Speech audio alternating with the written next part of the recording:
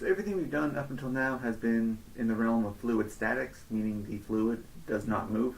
We're going to move now into situations where the fluid does move, so fluid dynamics. First thing you're going to need to do that is define what velocity is, because now we're going to need to worry about my fluid is moving, it has some velocity.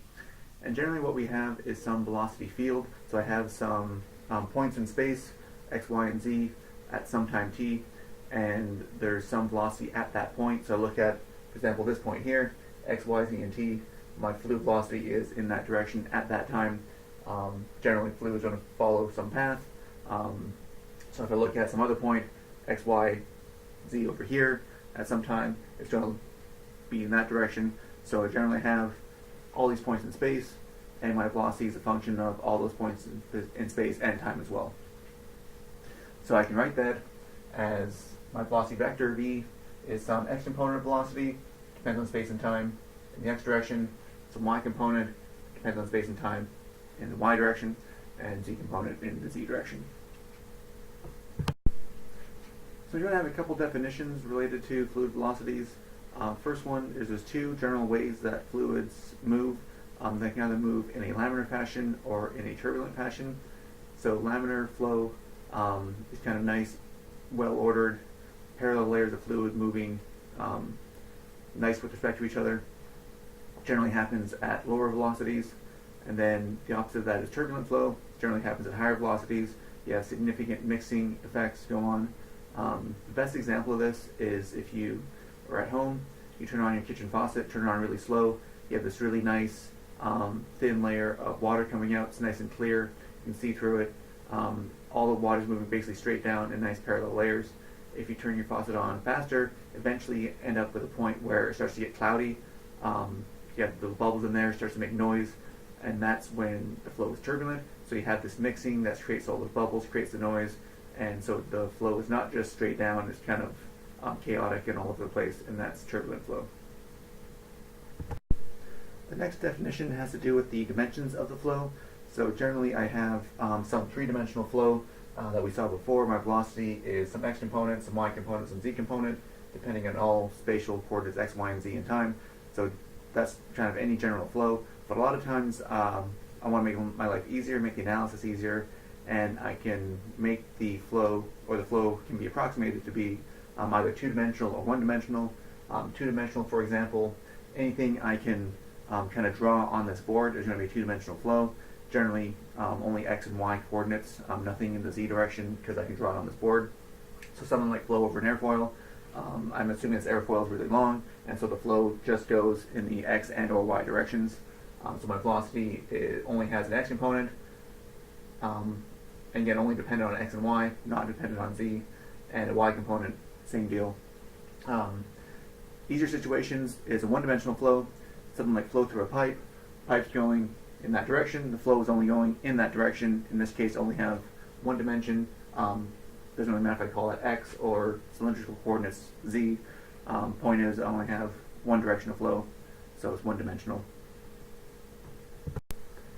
So the next definition is steady flow. Steady flow has to do with the time dependence of the problem. So if a flow is independent of time, if it doesn't change in time, then it's called steady. So in that case, my velocity v is only a function of space, x, y, and z. It's not a function of time. Another way to state that is that the partial derivative of v with respect to t is 0. What that means is if I'm looking at my velocity field is generally a function of space and time. I have all these points in space, x, y, z, at some time t. And if all those points in space, none of them, the fluid velocity at those points doesn't change in time. So I can look at this point here. If that point there always has the same velocity, this point down here always has the same velocity, that point over there always has the same velocity, then my flow is going to be steady because none of those points change in time. Opposite on the other hand, if dv dt is not 0, then the flow is unsteady. So something like opening and closing a valve is going to cause an unsteady flow. It's going to be changing as you open and close that valve. A lot of flows, if they've been on for a long time, become steady. So for example, if you have your hose in your backyard, you turn the faucet on at the beginning for a few seconds, the water is going to fill up the hose and it's going to do stuff that's changing in time. but eventually once that fluid is all the way through there, it's eventually going to reach some steady state condition after, for the garden hose, probably 2-3 seconds, and at that point everything's flowing the same basically, so nothing's changing in time. So a few seconds after opening that valve, you end up in a situation with steady flow. So a lot of times, after a really long time, you end up in this situation. The next definition is one that's fairly complicated practically or intuitively, but it's actually fairly simple mathematically, and that's an irrotational flow. So an irrotational flow is one for which the curl of the velocity field is 0. So upside down triangle crossed with my velocity gives me 0. Related definition is vorticity. So vorticity is exactly this, curl of the velocity field. So another way to define an irrotational flow is to say that the vorticity is 0. So mathematically, again, fairly simple concept. Now intuitively, omega, the vorticity, measures the local rotation of fluid elements, not the overall global rotation of the fluid. So that's where it gets a little weird, because you can have fluids that are actually rotating in a circle that have 0 vorticity.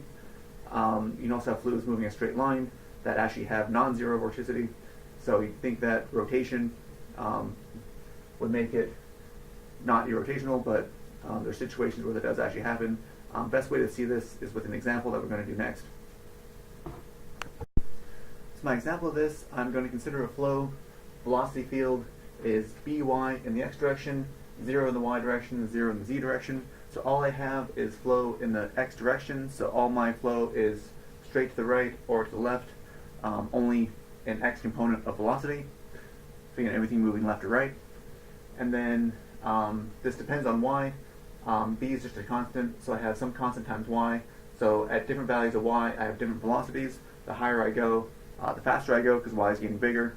If I go below the x-axis, my y is negative, so I have flow in the opposite direction. So that's my velocity. Bigger as I go up, negative on the bottom side, and again bigger as I go down.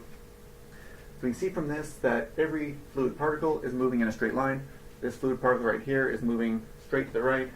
This guy's moving straight to the left.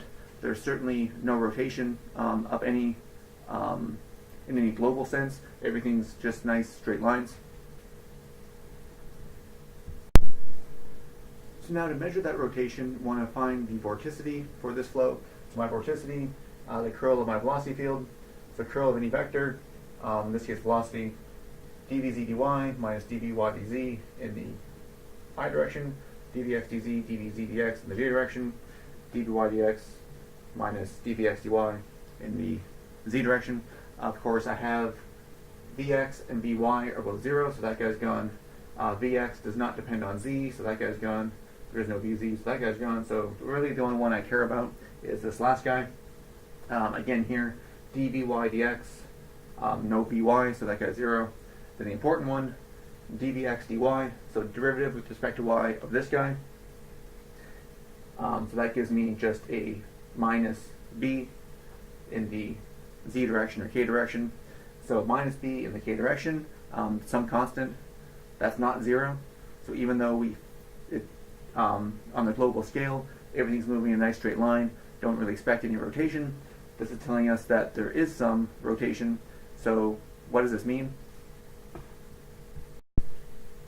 So if we take a little chunk of this fluid, so just look at this little tiny box that I've drawn here and kind of blow it up, see what's happening. The velocity on the top of this box is higher than the velocity on the bottom of the box because, again, because of this y dependence, anything higher in y is going to be bigger. So I have a larger velocity on the top than on the bottom. So what that's causing is, again, this shear flow. So it's causing this thing to be sheared. In other words, if I look at this little box a little time later, it's going to look like this. So the top's moved faster than the bottom, so it's moved over a bit more. But on a very, very small local level, if I'm assuming that this fluid particle is non-deformable, if I have something that's non-deformable, if this box had to keep its shape, then if you put a higher velocity on the top than on the bottom, it's not going to deform, it's going to just rotate. So instead of doing this, it's going to do that. And that's what the vorticity is measuring. That's what it's telling us, is that there is this bit of rotation in about the z-axis, so z-axis of the board, so rotation in that direction, which is exactly what we're getting. There's also negative, so clockwise, which is exactly what is drawn there. The opposite end of that spectrum happens if I consider the flow in polar coordinates. V theta is some constant over the radius r. So V theta, my angular velocity basically. So no radial component of velocity, nothing going in or out of the center, just circles essentially. So the entire fluid is rotating around the center. So obviously, entire fluid rotating around the center of my coordinate system. The whole fluid is rotating. So in terms of rotation, what's happening here on the global scale, everything's rotating. However, if I actually take the curl of this velocity field, so actually calculate what my vorticity is, I get 0. Which means that this flow is actually irrotational. Even though, look at it, the whole thing's rotating, irrotational. Now, how did that happen, or why does that happen? Physically, the reason for this has to do with the relationship between linear velocity and angular velocity. So a linear velocity is an angular velocity times the radius. In this case, my velocity is 1 over r. So I have a 1 over r here. That r there basically kind of cancel out. So in terms of linear velocity, the bottom and top of this little box is going the exact same speed. And so if it's going the exact same speed, there's none of this happening, no rotation, no deformation of that fluid element. So this guy gives me 0 local rotation, so it's irrotational. So the last definition has to do with flow visualization. A lot of times what you want to do is kind of see how a fluid is moving. So there's 3 lines associated with this. The first is a path line, which is the path that any fluid particle takes. So you kind of think of this as I have a particle, and I just look at where he is, and wherever he goes, I just draw a line between all those points, and that's my path line. A streamline is any line that's tangent to the velocity field at every point. So wherever my velocity field is, I just draw tangent lines to all those velocity vectors, and that gives me streamlines. And then streak line, kind of a complicated looking definition, locus of points of all fluid particles that pass through a certain point in the past. I kind of think of this as a reverse path line. So based on this point, what fluid particles have gone through here and where did they go? So that's what a streak line is. If the flow is steady, so if the velocity field does not depend on time, then all 3 lines end up being the same line. So your path lines are your streamlines, are your streak lines in that case. So now we want to know mathematically how to find these lines. So first one we're going to start with is a path line. We're also going to stay in 2 dimensions because, again, flow visualization, we want to be able to draw these things. So start to draw stuff in 3 dimensions. So we're just going to stick to x and y. The z would be perfectly analogous in this situation. So path line, again, is where the fluid particle is located based on its velocity. Relationship between position and velocity is a derivative. So basically all I need to do is set up my derivative of position. So dx dt is my x velocity, and similarly dy dt is my y velocity. So if I know my velocity field, vx and vy, I can find x as a function of time and y as a function of time by integrating these 2 equations, and that gives me parametric curves for the path line. So at any time t, I can plug in the values to this function to give me the x coordinate. That function gives me the y coordinate, so now I know at some point on that line, do that for a bunch of different times, and that gives me the line. So next up are the streamlines. Remember, streamlines are defined to be tangent to the velocity field. So again, mathematically, we can set up definition of tangency. So one way to get a tangent line is to take a derivative. So dy dx gives me a tangent line. Another way to get a tangent line is to get the slope of that line. So a slope of the line is basically rise over run, change in y over change in x. Change in y is my velocity, vy. Change in x is my velocity, vx. So here's my equation, dy dx is vy over vx. Again, integrate this guy. I can solve that to get y as a function of x. So y as a function of x represents a family of curves, and those curves all represent the streamlines for the problem. Now if I have a bunch of streamlines, sometimes they're around a solid object. If one of those runs into the solid object and stops on it, that's called a stagnation point. And so at a stagnation point, the fluid velocity is 0. So for example, I've drawn my airfoil here. I have a bunch of streamlines going around my airfoil. Some of these go over it, some of those go under it. There will be one streamline that is kind of the dividing line. So the dividing line doesn't go over or under, but it hits right at the front edge. And when it does that, it's going to have to stop because it can't go inside the object. So there's my stagnation point on the front end. Then I also have one coming out the back end, so again, kind of make it a dividing line. So again, velocity there is 0, and then increases out by streamline.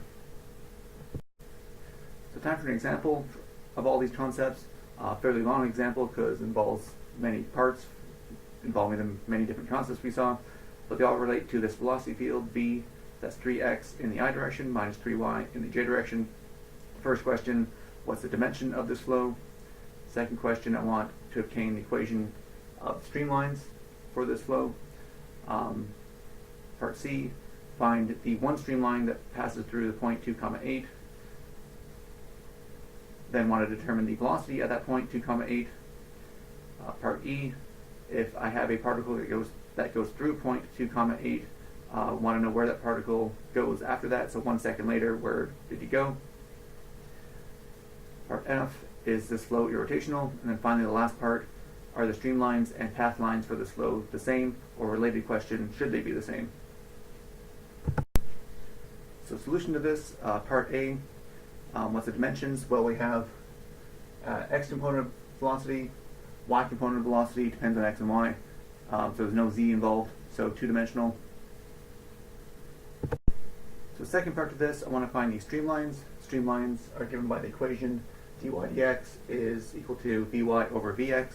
So for this particular example, vy is minus 3y, so that goes on top. Vx is 3x, that goes on the bottom.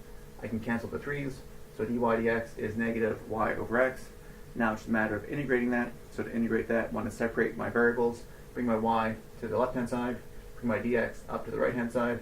So dy over y is negative dx over x. Integrate both sides. So integral is natural log of y. Integral on this side, negative natural log of x, plus an arbitrary constant.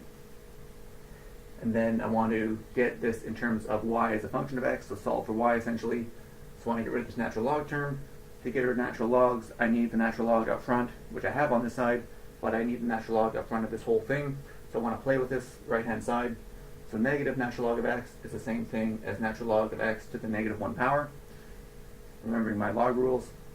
And then c is an arbitrary constant. I can write that as natural log of a, where a is a different arbitrary constant. So c is just equal to the natural log of a, arbitrary constant. And now again, my log rules, I can put these guys together as the natural log of a times x to the negative 1 power. So now that I have natural log out front on both sides, I can cancel them out. And so y is just a times x to the negative 1 power, or y is a over x. Those are my streamlines. Again, a family of curves depending on this arbitrary constant a. So for different values of a, I get different streamlines. Next part, I want to find the specific streamline that goes to the point 2, 8. So a lot of work was done in part B. I know the equation for all the streamlines are y of x equals a over x. So basically all I need to do is figure out which of these values goes through 2, 8. In other words, solve for the value of a that works through this point. So in other words, when x equals 2, when y equals 8, what's my value of a? So just plug these guys in. So 8 in for y, 2 in for x, solve that for a, multiply by 2, a is 16. So now they know that a is 16 works at this point. Just plug that back into my original equation. So y of x is 16 over x. That's the streamline through that point. Next part, want to find the velocity at that point 2, 8. A lot of people might think this is complicated, trying to relate the streamlines back to velocity, but much simpler way to do this is we're given a velocity field v as a function of x and y. I know what point I'm looking for, x and y, so just plug that in for x, plug that in for y, so x equals 2, so 3 times 2 in the I direction, y equals 8, so minus 3 times 8 in the j direction, 6i minus 24j is my velocity. So part E involved a particle at the point 2 comma 8, and I want to know where it is 1 second later. So where it is 1 second later, I need to follow the path lines. So this question, I want to find the path lines specifically through the point 2 comma 8, or starting at 2 comma 8. And so the definition of path lines, dx dt is vx, dy dt is vy. So in terms of this velocity field, dx dt, vx is 3x, dy dt, vy is negative 3y. So just like before, I want to integrate these. So move my x down here, dt up there, so dx over x is 3 dt, dy over y is negative 3 dt. Now, when I integrate this, I have two options. I can either integrate it the way we did for the streamlines and get constants out of it, and then try to fit those constants to my point 2 comma 8 at time equals 0, or I can use the definite integrals. And so in terms of x, I know x starts at 2 comma 8, and I want to know where he is, so I want to know the value of x at 1 second later, so time goes from 0 to 1. So that will give me the value of x that I want 1 second later. Similarly for y starts at 8, and then it goes to some value that I'm looking for, y, and then time again starts at 0 when y equals 8. I want to know what y is at time equals 1. So now continuing this, the integral of dx over x is natural log of x. So I have natural log of x minus natural log of 2. Right hand side, integral 3 dt is just 3 times t at 1 and 0. So 3 times t, 3 times 1 minus 3 times 0. Then for my y integral, similarly, dy over y is natural log. So I have natural log of y minus natural log of 8. Right hand side, negative 3 times 1 minus negative 3 times 0, so plus 3 times 0. And so what I have for natural log of x, moving the natural log of 2 to the other side, natural log of x is 3 times natural log of 2. Take that to the power of e, so get rid of the natural log. X is e to the 3 plus natural log of 2. That's roughly 40.2. Then for y, same deal. I have natural log of y is minus 3 plus natural log of 8, or y is e to the negative 3 plus natural log of 8, which is roughly 0.4. So those are my coordinates, 40.2 for x, 0.4 for y. So 1 second later, after he was through point 2 comma 8, he's now at point 40.2 comma 0.4. Part F wanted to know whether this flow was irrotational or not. So to find whether it's irrotational or not, either find the vorticity or find the curl of velocity, see if that's equal to 0. So curl of velocity, I only care about the last component of this. Anytime I have a two-dimensional flow in x and y, the only part that's possibly not 0 is this last part, dvy dx minus dvx dy, because all the other ones involve z's, which are all 0. So in this case, I have d by dx of vy, so d by dx of vy, which is minus 3y, minus d by dy of vx, so minus d by dy of 3x. There's no x in here, so that guy's 0. No y in there, so that derivative is 0. So this entire thing is 0, which means that, yes, the flow is irrotational. Finally, last part of this, want to know if the path lines and streamlines are the same, or a related question, should they be? So I'm going to start with that related question. How do we know if path lines and streamlines should be the same or not? And the answer to that is if the flow is steady or not. If the flow is steady, they should be the same. If the flow is not steady, they don't necessarily need to be the same. And so steady flow means my time derivative is 0. So to look at my velocity field, there's no time anywhere there. There's no time anywhere there. So because there's no t anywhere in my equation, the time derivative is 0. So this flow is steady. And because it is steady, I expect my path lines and streamlines to be the same. Now the question is, are they? From part B, we know that our streamlines are given by y is a over x. Those are all my streamlines. The whole family of curves. Then from part E, I did path lines, but the problem with that, I thought I was saving myself time by only doing the definite integral from the point 2 comma 8, because that's all I cared about then. But now for this part, I don't want just that one path line. I want all the path lines.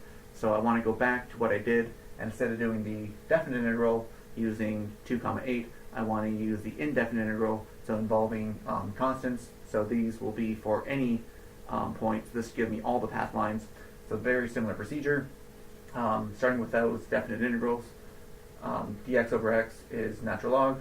3t becomes 3t plus a constant.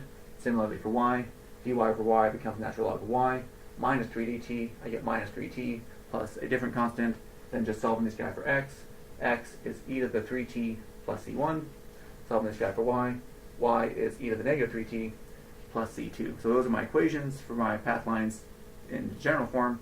So all my path lines to all my points are given by those two equations. So here are my equations for the path lines. Here's my equation for the streamlines. Are they the same? So they certainly don't look the same. Y is a over x, does not look the same as x is 3t plus c1, and y is negative 3t plus c2. What I want to do is I want to play with these a little bit.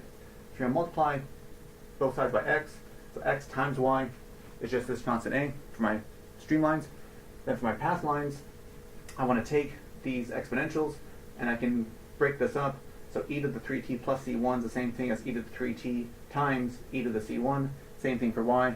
E to the negative 3t times e to the c2. And then e to the c2 and e to the c1 are just some arbitrary constants, because c1 and c2 are arbitrary constants. So I can call those e to the c1 I can call a1, e to the c2 I can call a2, again just arbitrary constants. And then like I did up here, I want to now multiply x times y, so multiply this equation a1 e to the 3t by this equation a2 e to the negative 3t. E to the positive 3t times e to the negative 3t is just 1. So I'm left with a1 times a2, but a1 and a2 are both arbitrary constants, so multiplying them together, still an arbitrary constant, which is essentially same equation as I have up there. X times y is some arbitrary constant. So yes, both path lines and streamlines give me the same equation, so they are the same.